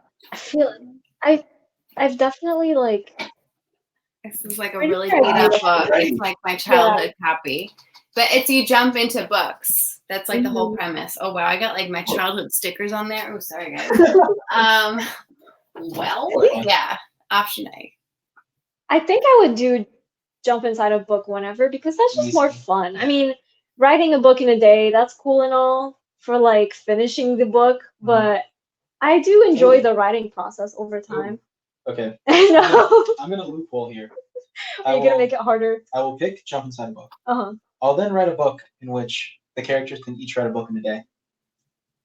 But that's within the book. I go to that world. I can write a book in a day. And then snatch the idea. And then snatch the idea into the real world. Yep. Okay. You can't wish for more wishes. It's against the rules. Joe. I don't wishes. I wish to change the rule. That's funny. Oh, Jenna made a good point. Oh, sorry. Oh, no, go ahead. And Jenna made a good point about a lot of the books that we read are really terrible settings, or maybe a really hard knock life for a lot of the people. So you almost don't want to travel with them. Yeah, that's true. I don't think I'd want to jump inside Hunger Games. Like just straight up, that doesn't seem like a fun time. If I knew I would survive and everybody near and dear to me could survive, then I would jump into the book. All right, so let's go to a question. What inspired you to write Divinity Falling? Comes from C. Olson 1701. Pretty sure that's Carly. Yes, it's Carly. Olson. What inspired you to write Divinity Falling? Nour Zikra? Funny enough, I'm really weird with how I write my books. I don't like get inspired by things. It just kind of I'll be walking around and I'll like think of like an image in my head. I'm like, ooh, that could be a book, and I just go from there. Which is actually the beginning scene of Divinity Falling, like the very first page of the book, Mhm. is where Adriel is actually like his wings are burning and he's falling from heaven, and that was the very first scene that popped into my head. I don't even know what I was doing. It just popped into my head. I'm like, that could be a book. I could write about that if he's I remember falling. you texted me Mhm. when you thought of that idea. You're like, I have an amazing idea for a book. I'm like, okay. And you're like, hold up, I'm gonna write it. And then like a couple hours later, you sent me like The first 3 page. I think it was 3 pages. Okay. You're like, Yes. You're like, I think this is my Oh. favorite thing I've ever written. And Oh. I was at the beach. I was at the beach. That's what it was. Oh, was it? I Yeah. was at the beach. I remember now. You're doing something, yeah. Yeah, I was. My entire family wanted to go and have like a beach day, and we were just chilling. I actually took my notebook with me, even though I don't usually write on notebooks, but I wanted to write. I'm like, I'm gonna make it a writing beach day, so I took it with me, and I think I had the initial angel falling idea previously, but then I sat down and that's where I wrote it and I sent it to you. Yeah. I like screenshotted it and Yeah, sent you're it like, to you. this is my favorite thing I've ever written. Yeah. I'm reading like, yeah, it's pretty good. You Yeah. should pursue this. I think that's yeah. Oh, and I feel like it just goes to show that creativity cannot be constrained to when you feel like being creative. It happens when you're out and about. Exactly. All right, so Let me see what people are saying though. There was a question that came in. Would you rather speak all languages but never travel, or speak one language and travel the world? That's the a really latter. good one. I I'd think rather that's- yeah. speak one language and travel the world. I feel like with modern tech, there's a lot of easy access to like translation software and stuff like that. I don't think I'd want to be. And if I'm not confined. allowed to use a translator of any sorts, then I'll just like make signs with my hands, like I want that food. Game of charades. Yeah, same. But you can't find someone that could speak your language in that country, though. I guess, yeah. I mean, if you walk around long enough, you'll find somebody that understands. What are they saying? Speak all languages. I'll talk to people online.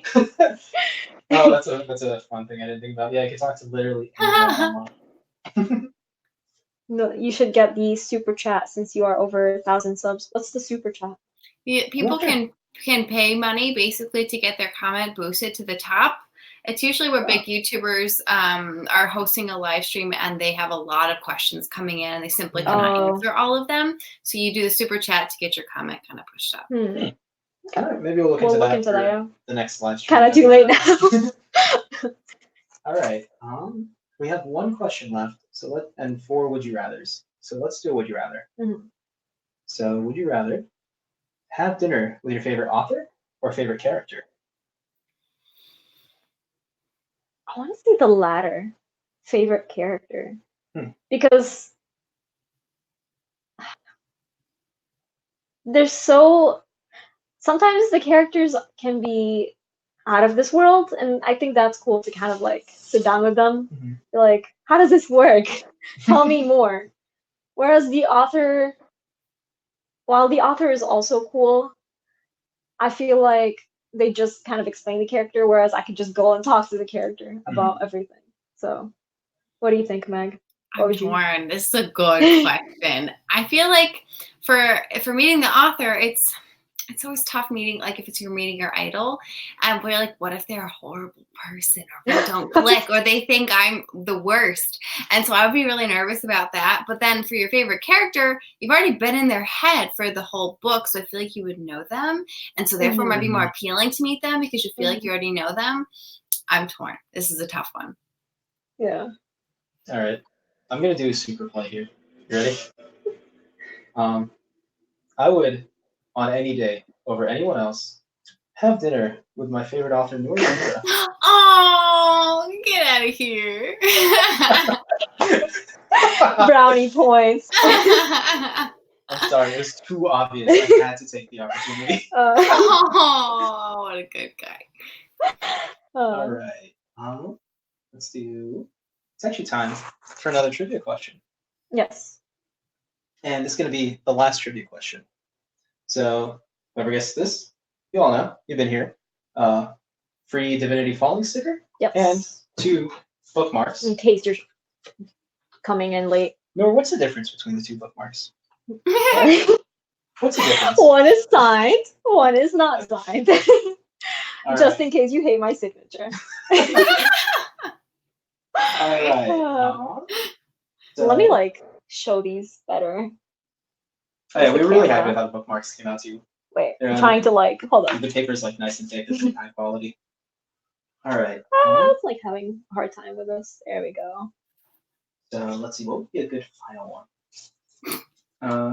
Is this sure. our final trivia? Final trivia. Yeah. You guys ready? All right. Name a character from a dystopian book. Oh, and there's the trivia timer. Perfect time. Beat the timer. All right. Yeah, anyone.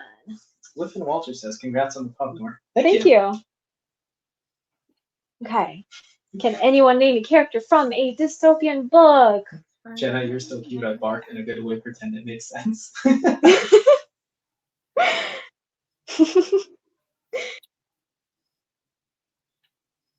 All right. All right. Joseph. Wow. Okay. I was like half certain everyone was gonna say Katniss. Because they're talking about just to show you Hunger how, Games.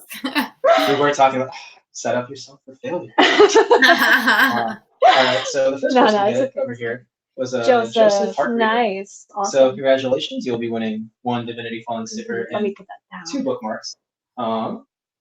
And one final time, for old time's sake, please email us over at Nour and Nour Zikra. Ready for this one? .com. Not .net, not .org. Nour at Nour Zikra. You guys crack me up.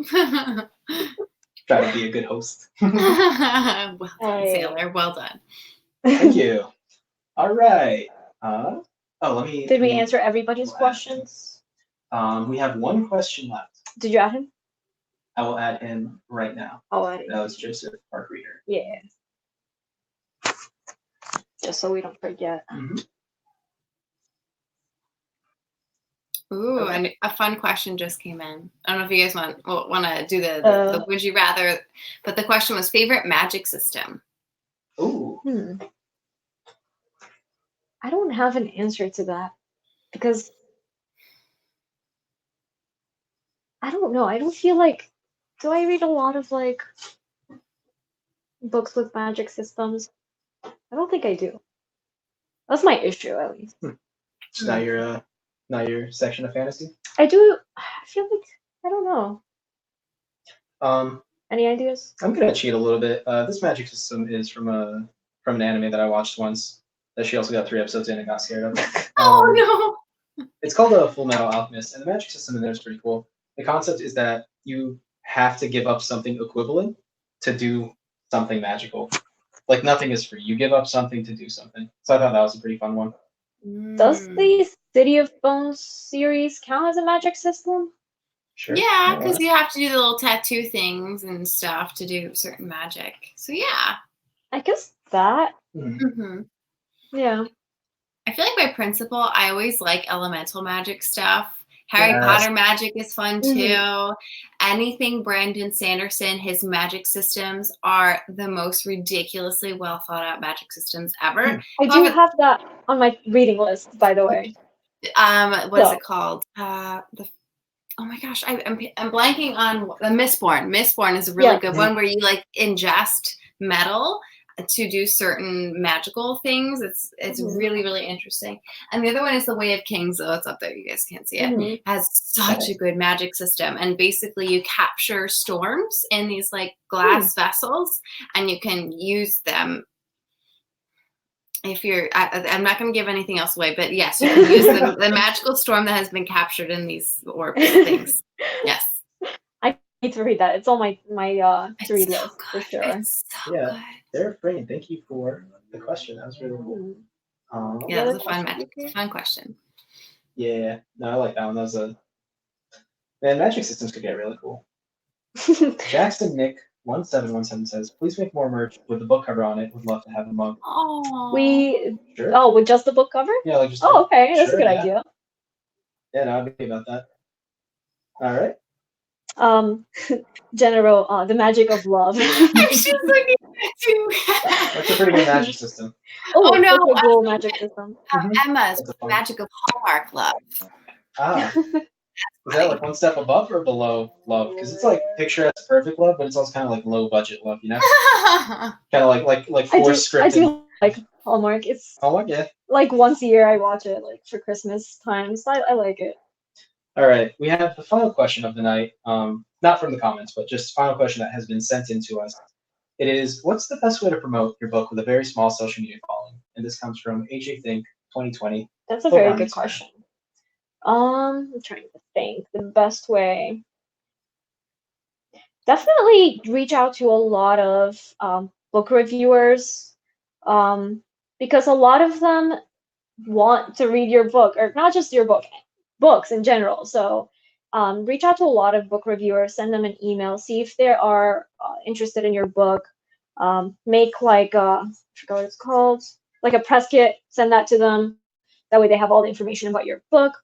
And obviously, if they choose to review your book, that's an extra boost for your book, even if it's not a, like perfect 5-star review. Any review is good for getting your name out there, especially for indie authors. I think that applies more to indie authors than traditional authors. So book reviewers is the number one thing.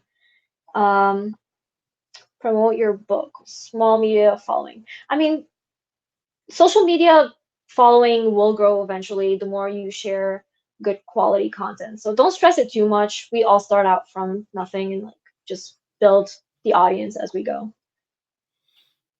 I haven't published a book, but I would say step one is to start building a social media following. But also think about like social media is rented land. You don't own that stuff. So YouTube, Instagram, whatever, they can change their algorithms at any time for whatever reason, just because they feel like it. So start a newsletter list. That's going to be more valuable, and look to do newsletter swaps. True. Yeah. And I think newsletters, I've heard it's like the number one tool to use, just because like you said, it's not rented space, it's yours, and you have the list, and you could just send it out whenever. So yeah. All right. Any questions that we have here? We have a couple more would you rathers. The stream is starting to wind down, but let's see if we have any more questions here. So we have a question online on the chat. How do you make a blog and or YouTube successful? Just posting quality content, really. You don't want to be posting just random things just to have content out there, because then no one will tune in or read the blog. So just make sure that what you're putting out there is something people are interested in. It's giving value back to whoever's watching or reading. That's pretty much the number one thing. Just consider what others are getting from it, not just what you're getting from it. Yeah, I would look at your niche. Like, what do you actually want to talk about? Are you a book reviewer? Do you want to be an authortuber? Think about your niche. You can't be all things to all people. So really think about what you do well and what you enjoy doing, and then post content consistently and learn from the people who do it well. So if you want to do YouTube, follow the big YouTubers that teach about how to YouTube. It's a really good resource, because you have to follow the algorithms, you have to follow the rules, and then eventually you will kind of get like a little bit of a tidal wave building and then grow a little bit more rapidly. In the beginning, it's tough. Yes, for sure. Something I'd like to add when it comes to making quality content. 100% don't underestimate how much time and effort that will take. Like Nour and I spend hours every week between thinking of ideas for new videos, writing scripts, filming. Sometimes we just refilmed entire videos if we weren't too happy with like how it came out. But also set a reasonable schedule for yourself. Maybe not refilm the whole thing. I mean, we write a script, so generally we can tell if it's going to be good with the script. But I guess refilm certain scenes if we think like it looks weird, especially at least for us, like the humor skits that we do. Those we can refilm easier. Yeah. But like Nour and I, we upload on a schedule. But when you're first starting out, don't get too concerned with the schedule. Just be more concerned with everything that you're putting out is quality, is worthwhile, is worth watching or reading. And naturally, you're going to start building an audience off of people that realize, like, hey, this person is worth my time. Yeah. At least that's my advice on the issue. Well said.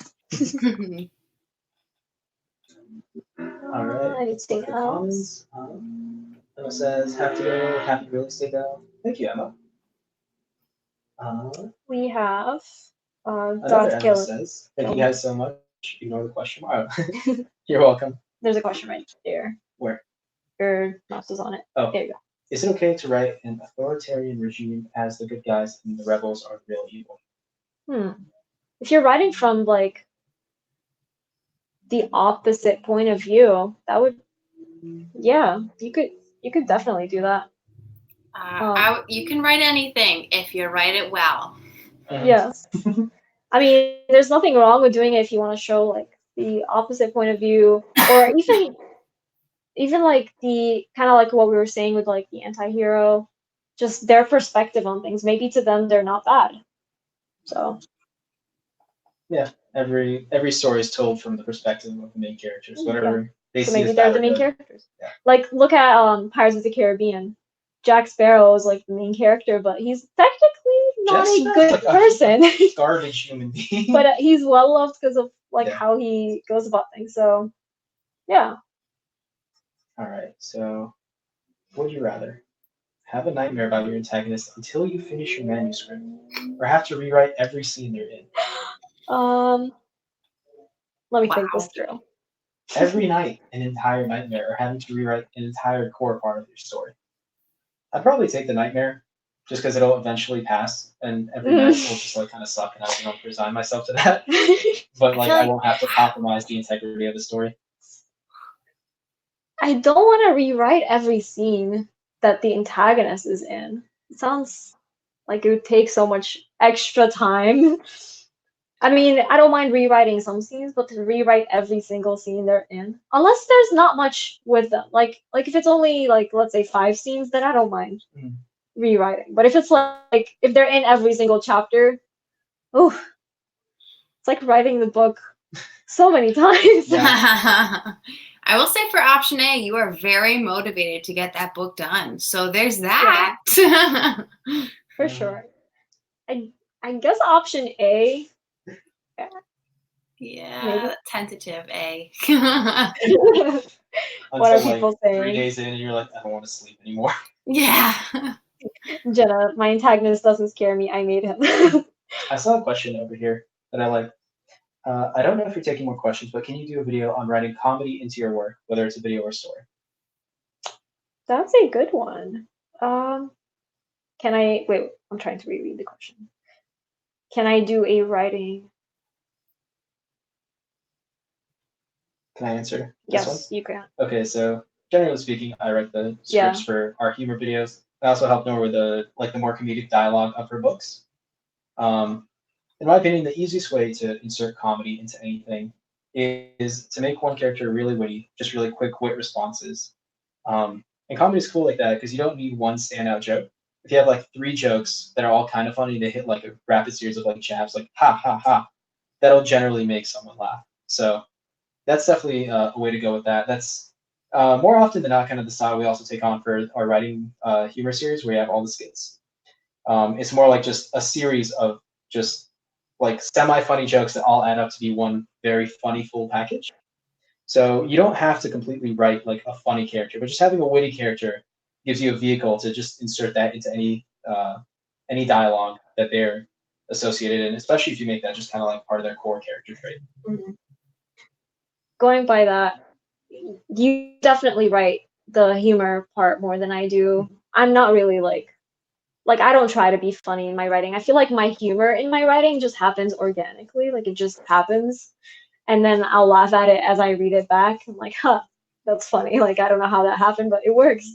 But there are scenes where I'll be writing and honestly, like I know I want something funny to happen, and I'm like, I don't know what, and I just ask him. I'll literally highlight it in yellow. I'm like, Like for example, if I want a character to be wearing a shirt that says something funny, I'm like, I don't know. So I just ask him, like, I'll highlight it in yellow and send it to him and be like, what do you think?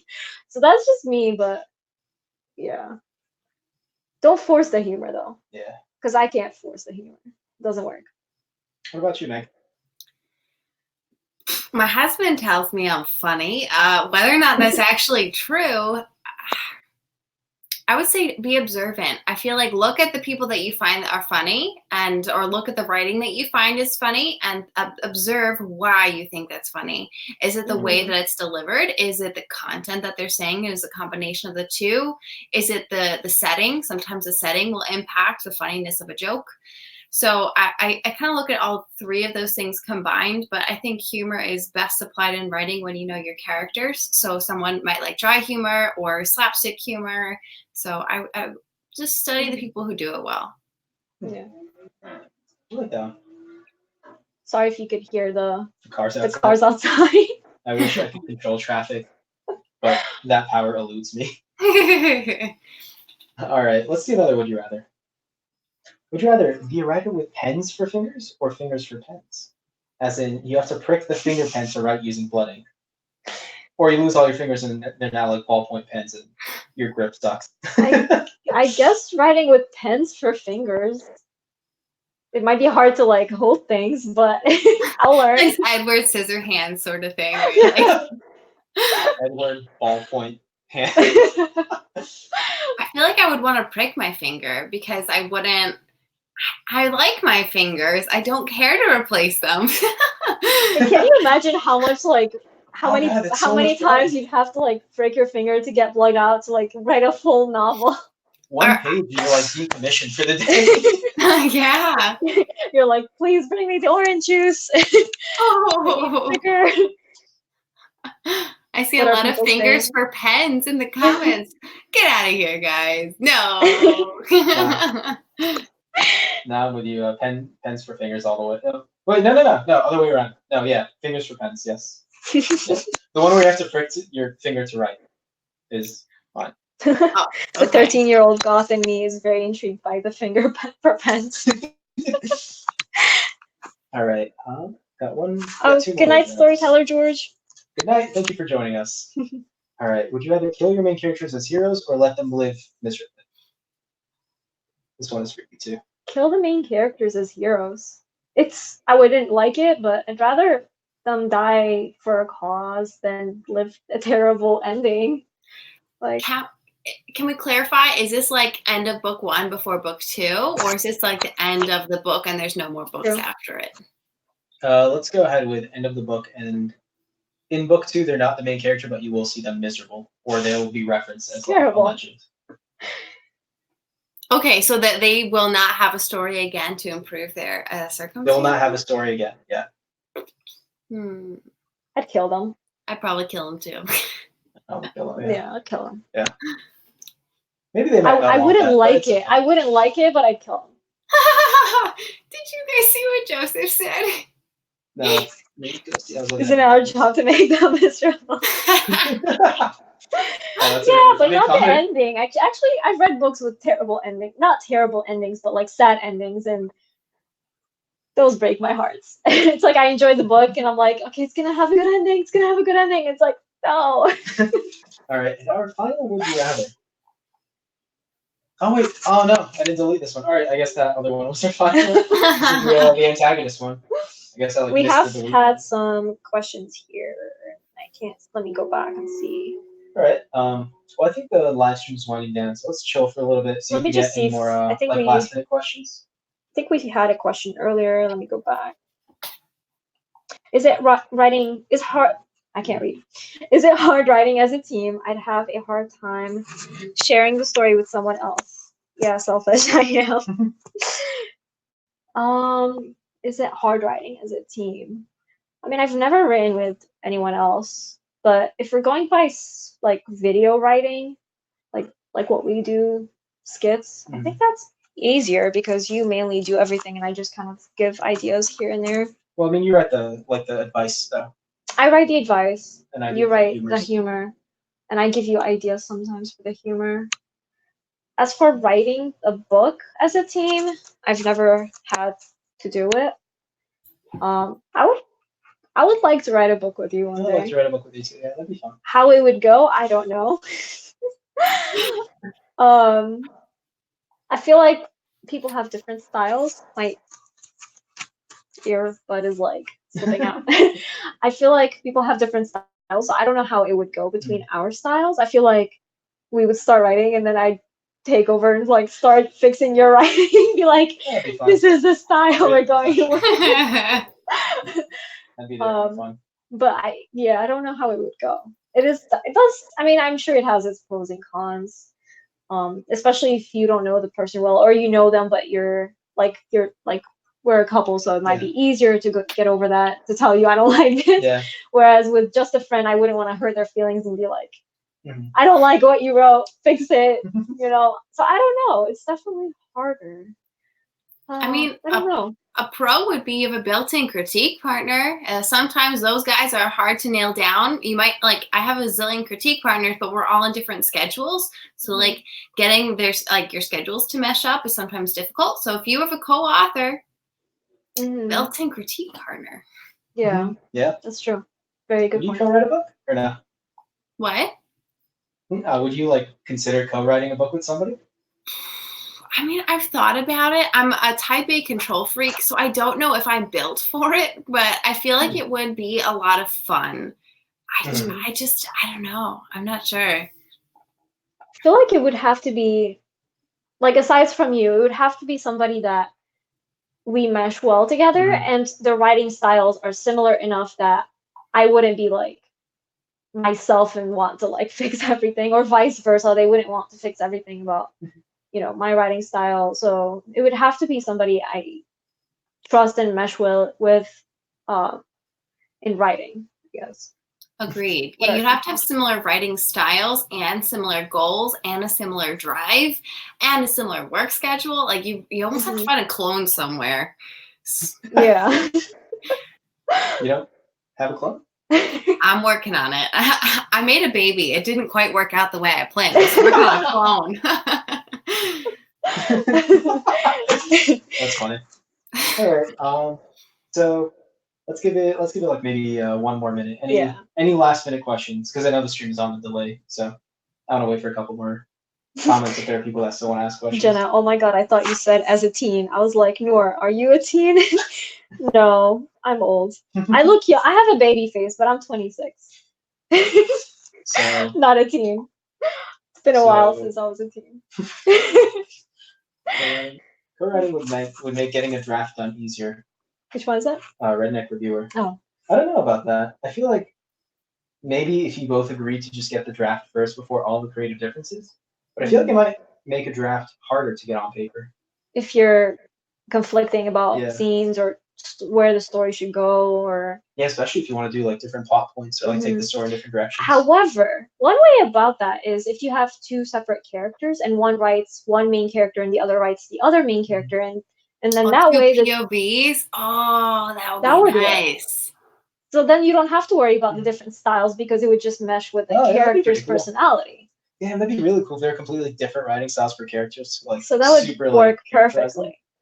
Man, if only there's a book coming out today with 2 different point of views. Whoa, hey! Whoa. Oh, that's crazy. You both have the same book. Is that a coincidence? Or? Yeah, we just kind of like, it happened. But yeah, that's... All right, Jared Banks asks, let's get through these last couple and then we'll call it a night. Jared Banks asks, hello? Please show it. Okay, good. There we go. All right, it was lagging a little bit. Yeah, what music, if any, you guys listen to while writing? I'm pretty weird about it because I listen to anything and everything. It could be whatever's trending on the radio. It's just kind of like, it's not always like great music. It's just like whatever music, or it could be like edgy music from like my teens, where I'm like, this fits the scene. I'm gonna listen to it. So I'm really weird. I'll listen to anything from like rock to like hip hop to like country. Like I don't even have a preference. It just fit whatever fits the scene and the mood. Yeah. What about you, Mike? Do you listen to music? I occasionally do. I'm very fortunate that most humans are sleeping when I'm writing, so it's very quiet and I don't need to have like music to like drown out the background noise. But like if I ever write at a coffee shop, and I'm a mom, so I don't do that all that often, but if I do, I like to listen to video game scores. So like Yeah. I feel like the fantasy video games have such good music. Mhm. And I like wordless music for the most part. Sometimes I'll listen to heavy metal if I'm feeling angry. And you get out that angry scene, you know? Yeah, no, a lot of times when I'm studying, I think Yeah. that's not strictly writing, but when I'm studying, man, fantasy video game music is fantastic. Just because it's Yeah. like it's meant to be a background set piece. It's great. It's like Yeah. it sets the tone. It doesn't really distract you from like your like laser focus. And you have like a whole playlist too. Yeah, no, I do. Yeah. Jenna earlier. I'm old. She's 26. I lost where it was, but I saw it earlier. All right. I recommend This Is War album by 30 Seconds to Mars for War novel. Yeah, no, that's a really good album. I absolutely love that one. Let's see. Anything else? Someone said Two Steps from Hell. That's my favorite. That's my favorite. Ooh. Is that a Silver song or a band? Star. I feel you. That's a band. I think that's either the band or the album name. Truthfully, I'm terrible at these sorts of things. But Two Steps from Hell, guys, look it up. It's real epic. Gotta do that. Jackson Nick says Persona soundtrack. Yes, absolutely. I love the Persona soundtrack. Emma Higney. I sometimes put a song on loop that reminds me of the scene I'm trying to write until I finish it. Yes, I put songs on loops all the time. It becomes like white noise. Like I ignore the song and like it's like it just quiets everything else around me pretty much. Loki Vanny asks, is my co-writer too? Just curious. No, my main discipline is computer engineering, so I'm more like a tech kind of guy. But I do help Nour with a lot of writing. But I feel like you have like a passion for not necessarily writing, but creative outlets. Like you enjoy art in general. Yeah, you enjoy literature. Yeah, but I wouldn't strictly say I'm a writer. Like just to directly answer the question. But I do enjoy supporting Nour in her writing and helping her out whenever she needs it. Aww. Did you guys see the question from Whifflin Walter 00? What is your favorite book you all read this year? Divinity Falling. This year. Who said that? That's hard. I'm trying to remember what I read this year. And I'm looking at my Kindle account. One that I've read recently that it's Everlust. I was about to say that, yeah. Forgot the name. What was the name of the author? Everlust. Where's that book? Can't remember the author's name. Around here somewhere. I need to look it up. I'm currently reading the second book, actually, of the series. Sarah Holland. There we go. I really like that book, so I read that recently. Reading Evermore, the second book in the series right now, but it's taking a while because like publishing the book is like just putting that, on the forefront of everything. Another book, I'm trying to remember what else I've read this year. Oh, read is a wrong word. I listened to an audiobook of Throne of Glass. That was pretty cool. Yeah, it was the first book, right? Yeah. I still need to read the series. It's pretty good. Yeah. I don't know if you've read the Throne of Glass series. I have. I don't like it. No? Oh, really? No, it's not my thing. I need to give it a try. I haven't like tried it, but I hear like everybody's just hyped about it, so I need to like at least give it a try. Yeah, I mean, it sounds to me like you like a lot of the young adult fantasy, so you might be into it. I read it and just wasn't for me. I read a lot of adult romance and adult science fiction and fantasy. So if y'all like smutty stuff, and I like me some smutty stuff, Desperate Measures by Katie Robert was fan-freaking-tastic. That was a recommendation from another Authortuber, but it's basically a retelling of Aladdin, but Jasmine and Jafar are a thing, and they're an item, and it's very, like I said, very smutty. So that's a romance. I'm also reading the Nevernight book presently, which is one of my favorite series of all time, and that's an adult fantasy. Also smutty, also wonderful. I need to read all those. All right, I'm gonna put them on my reading list. We're like 23 minutes over time. Oops. I think that's a pretty good question to end on. Let me just make sure no one wrote anything like recently. Am I missing something? I'm trying to go back. But I think we got everything. I'm not wrong. Yeah, I was also looking through the comments. All right, I think we got everything. If we didn't get your question, we're sorry. Yeah. However, I still have my Instagram story. You could ask me questions there, so it'll be open. And if it closes, I'll put up another one. So if you have more questions, I guess, go to Instagram, Nour at Nour Zikra, and just send me your questions or tweet me. That works too. So yeah. All right. Well, Yeah. I'd like to thank the very lovely Meg LaTorre Thank you so for much. joining us for the celebration live stream. Yes. Of course. Thank you so much for having me. And guys, if you haven't already, review the book. Be a nice person. Help an author out. Yeah. Reviews help a lot on Amazon. So if you got the book, it would be very much appreciated if you're willing to leave a review. And thank you all for coming and like supporting me on the live stream, on the book release, I mean. And congrats to all the winners. Yeah. And what else? What am I missing? And make sure to go check out Meg's YouTube channel Yes. if you haven't already. I also have all the information for where you can find Meg in the description. So, you know, Twitter, Instagram, YouTube, everywhere. It's on there. Come hang out with me. Yeah. Follow her on social, subscribe to her. She's fantastic. I love her. And any last words? Anyone? No? No. Go out there and read the book. Yeah. It's a good read. Happy reading. Thank you for joining us, guys. Might be a little bit biased, but I think it's a good read. Bye. Right. Bye, everyone. Bye. Thank you. Awesome. Are we off?